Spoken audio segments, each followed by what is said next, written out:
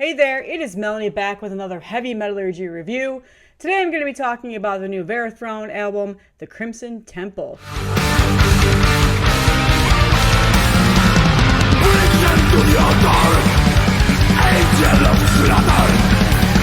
This came out on December 1st on Agonia Records.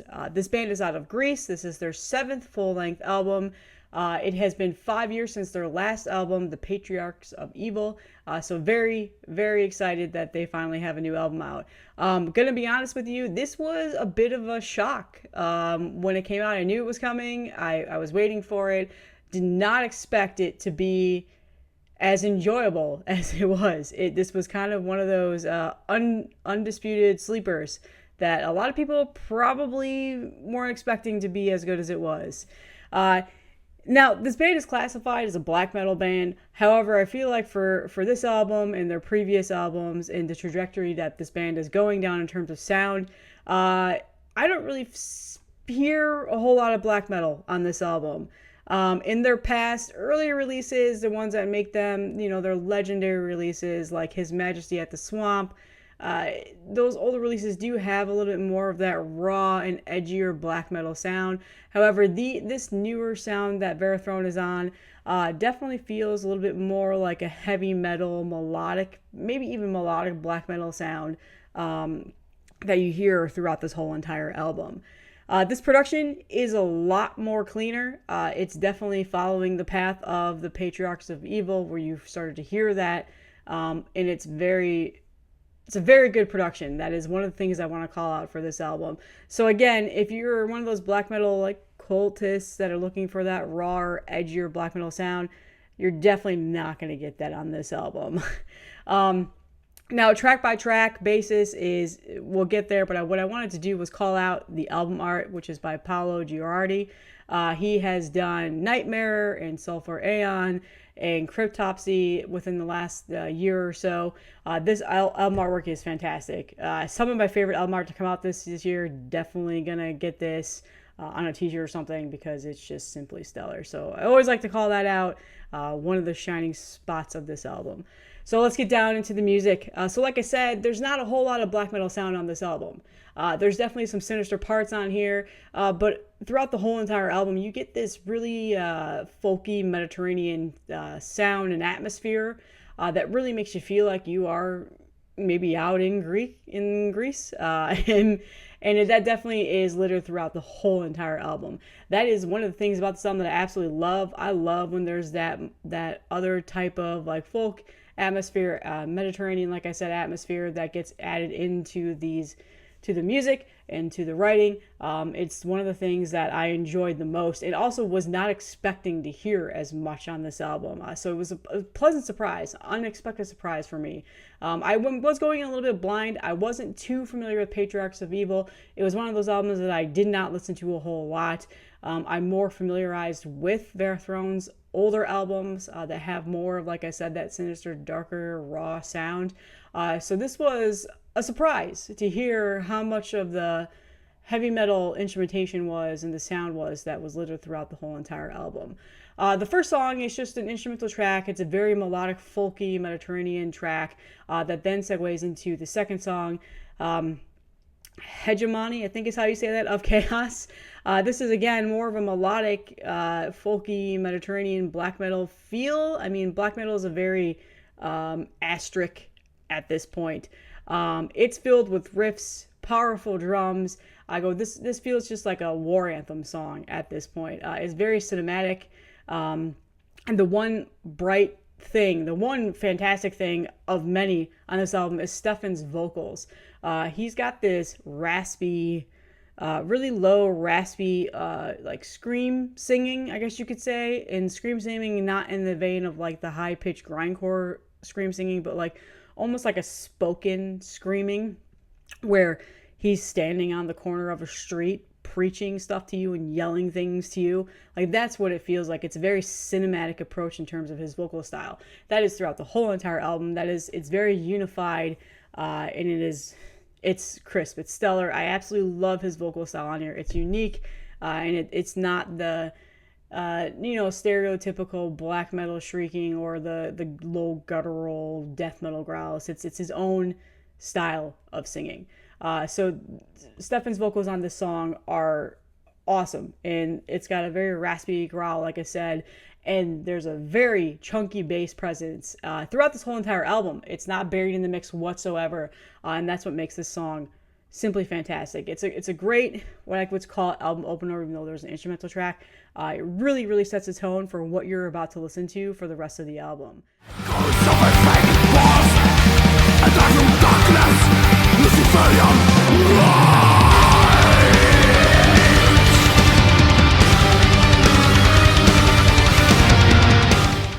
The next song, Crypts in the Mist, which I believe was also a single that they had put out, and there might be a music video for it. This song is one of my favorite songs on the album, and it is very standard song. It's nothing over the top, nothing super intricate, not a whole lot of technicality to it. It's a very, in terms of song structure and writing and what you would expect in like an epic heavy metal or epic black metal or melodic black metal album. It's got a simplicity to it. It's got choral singing in it, which really makes it such a simple and spectacular sounding song. It's got a galloping pace, and again, that chunky bass is there. The main riff of this song is again, it's very simplistic, but it's catchy and it's very enjoyable. And this ended up being one of my favorite songs. The saying of sometimes less is more is definitely the case for this song. Like I said, they're not reinventing the wheel here with it, but it is a very catchy, hooky song that you end up finding yourself singing, like in the shower, doing the dishes, stuff like that. So again, 10 out of 10 song for me. I absolutely love the song. And like I said, it ended up being one of the more enjoyable songs on this album.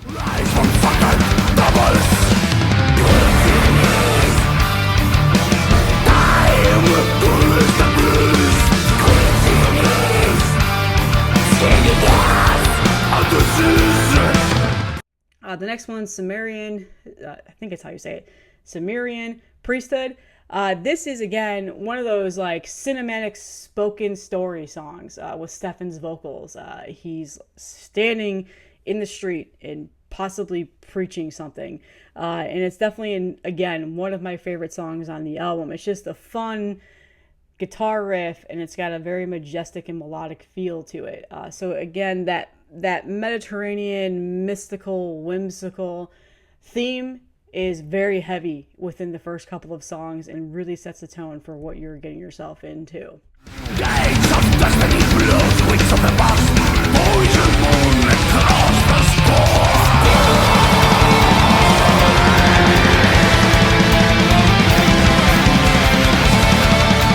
The next song is probably more of the heavy metal sound that I was talking about. This is called Sinners of the Crimson Temple.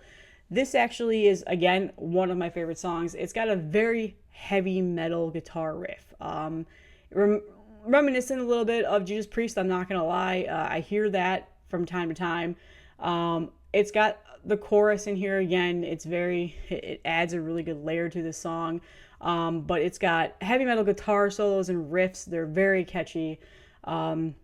And then more of that medieval, Mediterranean, folky sound is a very heavy presence in this song. There are synths in here. It's done really well. And again, it creates that whimsical, mystical atmosphere. Another fantastic song.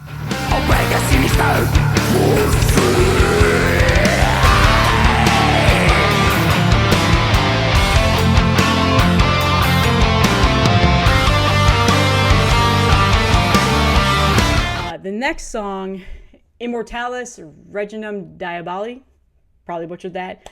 This song, to me, is probably one of my least favorite songs, and I think that's because it doesn't, for me anyway, doesn't really fit the mold of what you had heard in the previous songs. It's the more faster song on here. It does have a bit of a thrashier element to it. It's one of the more heavier songs on the album. There's not a whole lot of that mysticism that you had been hearing, that Mediterranean sound, although it is definitely in there. There is a part where it comes in with like this eerie singing that feels like you're probably out in the Middle East. there is a very brief moment of that in there, but it felt like a little bit of a filler track on here. There are some creepy vocals that make this song pretty, good in that vein. There's a sitar that sounds amazing on here. But again, it just, in terms of the flow of the album and the overall, like, song structure and stuff like that, it kind of felt a little off just for the pacing of it. But again, not a bad song whatsoever. But if they had left this off the album, probably would have been okay with that too. Maybe made it a B-side. I'm not too sure. Not a bad song, but just in terms of what you were listening to in previous tracks, it kind of made the flow just a little bit disjointed, in my opinion.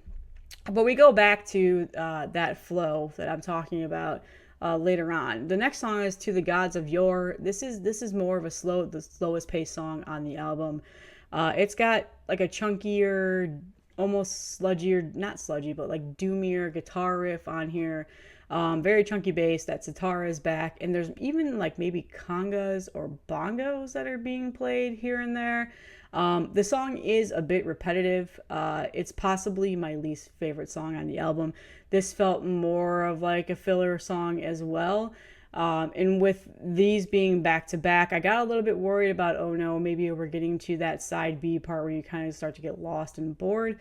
But that's not the case. With these two songs, again, they're digestible. They're not terrible songs, but overall flow and feel for what I was getting with the album kind of made a little bit disjointed. But then we get back to the epicness of The Shrouds of Miasmic Winds. This song is simply fantastic. This is the more faster, almost the trem picking. I can almost feel some of the black metal sound coming out into this. There's synths and keyboards in this song. It's more of the darker song on this album, and it felt like more of that older school Varathron that you may have been, used to hearing in the past. But it is a very good song, and we get more back into that pace of what you were hearing earlier on the albums, while still bringing in that sinisterness that you've been kind of looking for since you started. So, great song.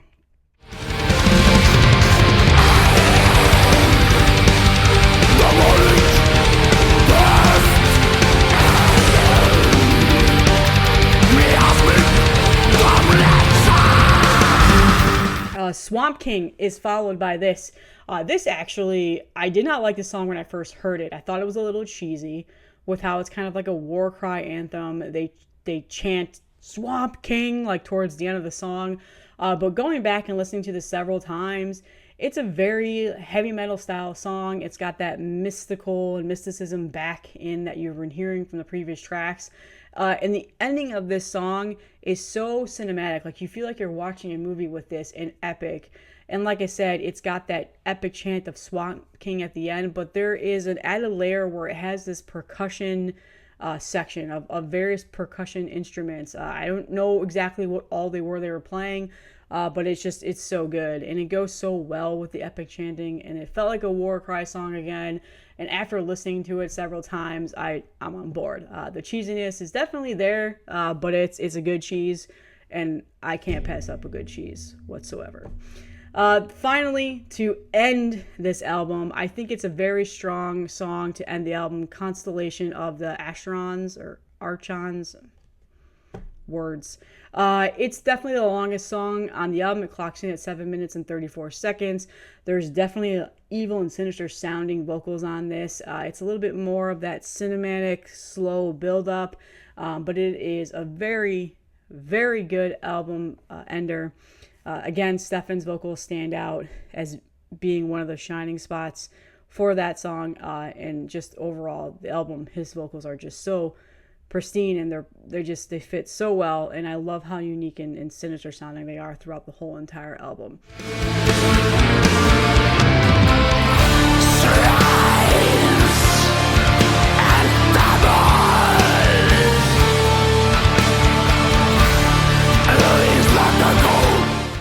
So, final thoughts. If there was an album that I were to pull off the shelf and listen to over the next several years, it's going to be this one. It's very enjoyable. It's very digestible in terms of listenability. It's got a re-listenability aspect to it that I was not expecting. This was one of those unexpected surprises that came out at the end of the year that surely messed up my year and less That's for sure.